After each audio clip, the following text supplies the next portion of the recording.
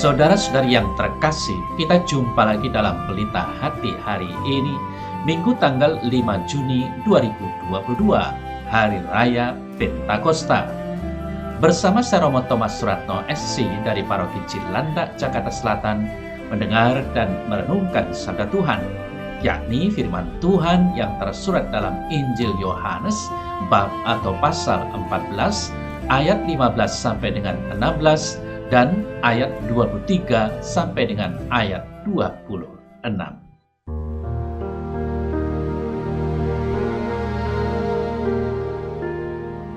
Pada perjamuan malam terakhir, Yesus berkata kepada murid-muridnya, "Jikalau kamu mengasihi Aku, kamu akan menuruti segala perintahku.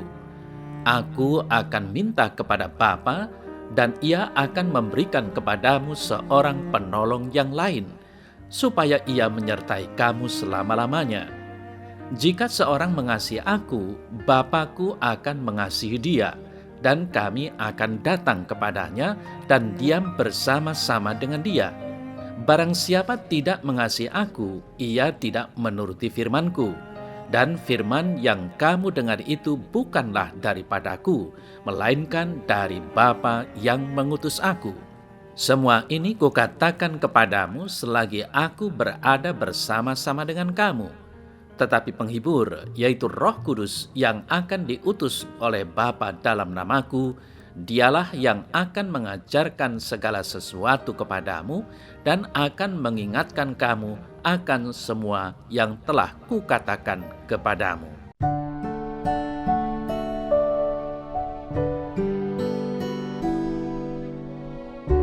Saudara-saudari yang terkasih, pada hari ini kita merayakan Hari Raya Pentakosta. Apa yang melintas dalam pikiran kita pada Hari Raya Pentakosta ini? Ada beberapa hal penting. Misalnya, pertama, tanda bahwa kita sudah merayakan Hari Raya Paskah 50 hari yang lalu, dan hari ini merupakan hari terakhir lingkaran Paskah dalam liturgi Gereja Katolik. Lalu yang kedua, setelah mengikuti novena Pentakosta, kita semua bertekad untuk mengikuti dan menyerupai teladan Bunda Maria, Sang Mempelai Roh Kudus, yang berkumpul bersama para rasul untuk menantikan turunnya Roh Kudus. Lalu yang ketiga, saudara-saudara yang terkasih, kita mengenang hari lahirnya Gereja Katolik. Semua orang di Yerusalem dengan budaya dan bahasa yang berbeda menjadi satu karena kuasa Roh Kudus. Maka layaklah kita mengucap syukur dan mengatakan selamat ulang tahun Gereja Katolik kita semua. Pentakosta ini bermakna bagi kita karena kasih. Santo Paulus dengan tepat mengatakan, cinta kasih Allah dicurahkan ke dalam hati kita berkat Roh Kudusnya yang tinggal di dalam diri kita. Roma 5 ayat 5 dan Roma 8 ayat 1. Saudara-saudari yang terkasih, sekali lagi hari ini merupakan hari lahirnya gereja, hari turunnya Roh Kudus ke atas para rasul. Peristiwa Pentakosta turunnya Roh Kudus adalah sebuah titik awal yang membangkitkan semangat para rasul yang sebelumnya takut, bersembunyi, tidak berani tampil. Kini dengan keberanian yang dipenuhi oleh Roh Kudus mewartakan Yesus yang bangkit kepada segala bangsa. Saudara saya terkasih, dalam sejarah keselamatan, Hari Raya Pentakosta dirayakan orang Yahudi 7 minggu atau 50 hari sesudah Paskah. Mereka mengenangkan pembebasan dari perbudakan di Mesir. Bagi mereka, hari raya ini memiliki dua makna. Yang pertama, mengenangkan pemberian hukum Taurat kepada Musa di Gunung Sinai. Dan yang kedua, mengucap syukur atas panen yang mereka dapatkan dari tanah mereka. Dari gandum hasil panenan itu, mereka membuat 2 roti yang melambangkan 2 loh batu yang bertuliskan hukum Allah. Saudara saya terkasih, Pentakosta merupakan satu dari 3 hari raya Yahudi. 2 yang lain, Paskah dan Pondok Daun, yang mewajibkan semua orang laki-laki berziarah ke Yerusalem. Karena itu tidak mengherankan bahwa pada hari-hari itu banyak orang Yahudi dari berbagai negeri datang ke kota itu untuk mengambil bagian dalam pesta Pentakosta. Turunnya Roh Kudus atas para rasul bertepatan dengan hari raya Pentakosta Yahudi. Karena itu, orang Kristen memperingati Pentakosta untuk mengenangkan peristiwa yang dialami oleh para rasul itu. Saudara-saudari yang terkasih, Roh Kudus merupakan daya ilahi yang dengannya Allah tampak dan berkarya dalam dunia manusia. Roh Kudus yang adalah kekuatan dan daya ilahi itu menampakkan diri dalam berbagai rupa dan bekerja dalam berbagai cara. Kadang roh itu hadir sebagai daya ajaib, kadang memberi kemampuan untuk mengajar, memimpin, melayani, dan sebagainya. Saudara saya terkasih, Paus Fransiskus pada tanggal 30 April beberapa tahun yang lalu di Domus Sancte Marthe merayakan misa hariannya dan sempat memberikan sebuah homili yang sangat inspiratif tentang Roh Kudus. Beliau mengatakan, hanya dengan bimbingan Roh Kudus orang dapat bangkit dari keterbatasan, dari kematian. Apa yang kita rasakan kalau kita merenungkan kata-kata itu? Tersentuh? Lalu mengapa? Sebab dalam hidup pribadi dan dalam pengalaman pastoral kita menemukan betapa banyak orang Kristen Katolik yang belum berani menerima keterbatasan hidup dan juga kematian orang-orang yang dikasihi dalam hidupnya. Mereka justru kadang-kadang menjauh dari gereja dan merasa bahwa Tuhan adalah musuhnya. Kita menyadari bahwa orang dapat saja bersikap demikian karena mungkin belum menyadari kehadiran Roh Kudus yang diterimanya sejak saat dibaptis dan juga melalui sakramen-sakramen yang lain. Kemudian, saudara saya terkasih, pada kesempatan yang sama, Paus Fransiskus juga mengatakan, kehidupan dari seseorang yang menyebut dirinya Kristen, yang tidak memberikan ruang bagi roh dan tidak mengizinkan roh untuk menuntunnya, adalah kehidupan seorang kafir yang berpakaian seperti seorang Kristen. Roh adalah protagonis dalam kehidupan Kristen. Dia adalah Roh Kudus yang ada di dalam kita, yang menyertai kita, yang mengubah kita, dan menang di dalam kita. Maka mari kita memohon kepada Tuhan untuk terus mengingatkan kita bahwa kita tidak bisa menjadi orang Kristen tanpa berjalan dengan Roh Kudus, tanpa bertindak dengan Roh Kudus, tanpa membiarkan Roh Kudus menjadi protagonis dalam hidup kita. Saudara saya terkasih, sekali lagi kata-kata Bapak Paus Fransiskus ini memang sederhana, namun sadarlah bahwa kata-kata itu memiliki daya transformatif yang luar biasa. Artinya mempunyai daya pengubahan yang hebat. Pikirkanlah hidup kita setiap hari. Mungkin karena sibuk kita menjadi lalai memberi ruang bagi Roh Kudus dan membiarkan Roh Kudus untuk menuntun hidup ini.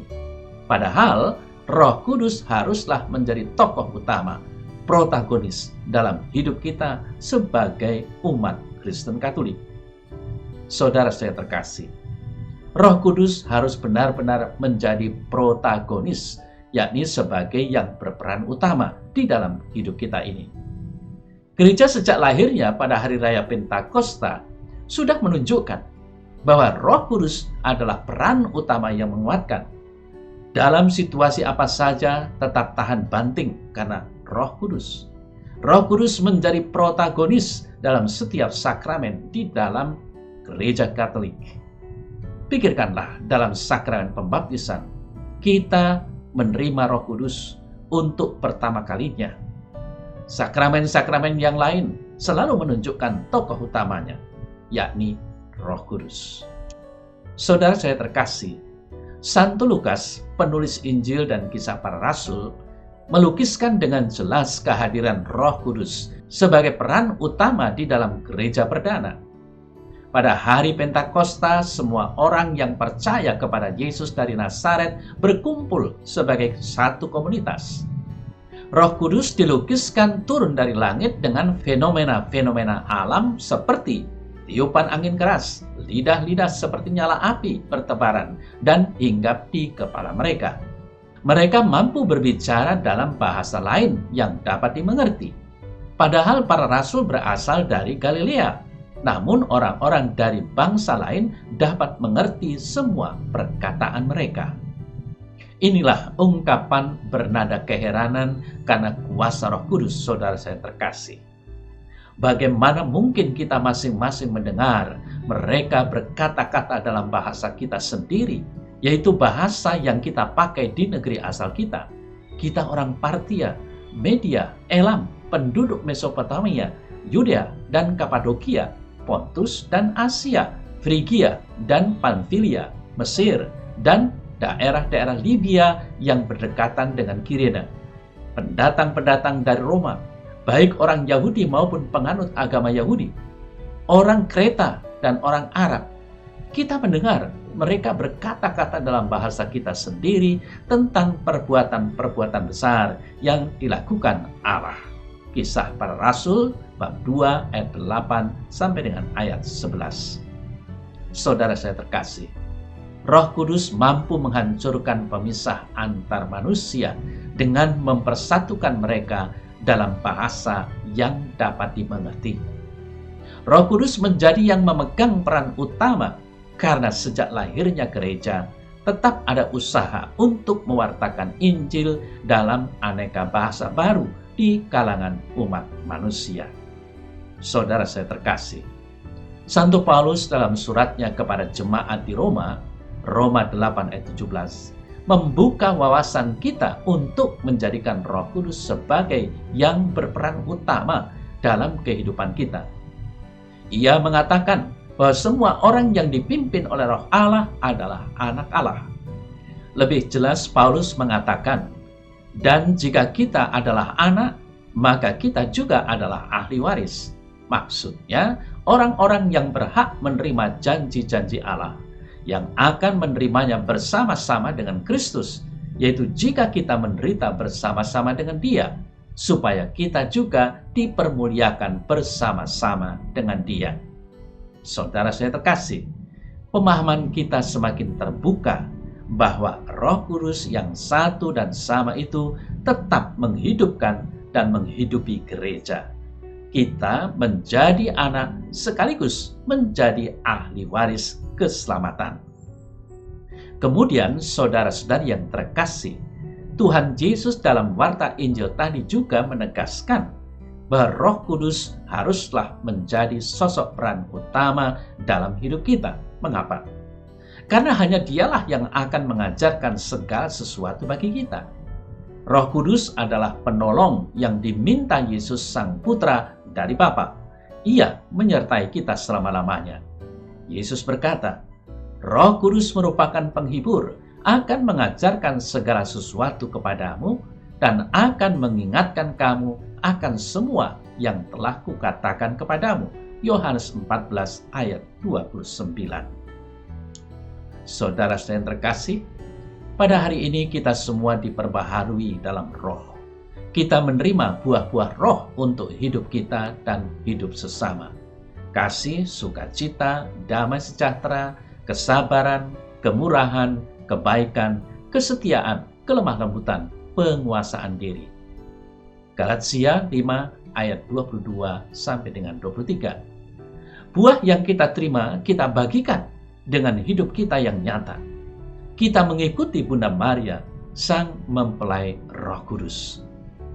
Saudara saya terkasih, Paus Fransiskus dalam sebuah katekese tentang Roh Kudus pada tanggal 26 Mei 2019 yang lalu mengatakan, semoga Dia, maksudnya Maria, yang dengan iman yang rendah hati dan berani bekerja sama sepenuhnya dengan Roh Kudus dalam inkarnasi Anak Allah, dapat membantu kita untuk membiarkan diri kita diperintahkan dan dibimbing oleh penolong yang lain, yang adalah Roh Kudus. sehingga kita dapat menerima firman Tuhan dan menanggung serta memberi kesaksian dengan hidup kita. Mari, saudara terkasih, kita membuka diri kepada Roh Kudus untuk mengajari dan mengingatkan kita akan Kristus Tuhan, Mesias, Sang Juru Selamat kita.